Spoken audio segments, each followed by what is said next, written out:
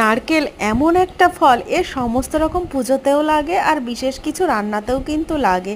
আর যে কোনো মিষ্টি জাতীয় জিনিসে নারকেল দিলে তার স্বাদ কিন্তু দ্বিগুণ বেড়ে যায়। তো যে কোনো ক্ষীর বলো, পায়েস বলো, এগুলোতে কিন্তু নারকেল দেওয়াই যেতে পারে। তো দেখো, আমি আজকে একটু তাল ক্ষীর রান্না করছি। তোমরা কে কীভাবে রান্না করো জানি না, তো আমি এটা আমার জেঠিমার কাছ থেকেই শিখেছি।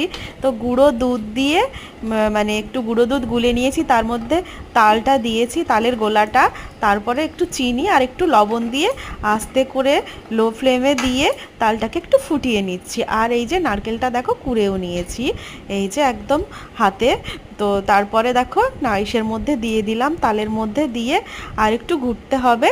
তারপরে প্রয়োজন মতো মানে যখনই হয়ে যাবে তার কিছুক্ষণ আগে কাজু বাদাম কিশমিশ কিন্তু অ্যাড করে দিতে হবে। খুব সহজেই তাল ক্ষীর রান্না হয়ে গেল আমার।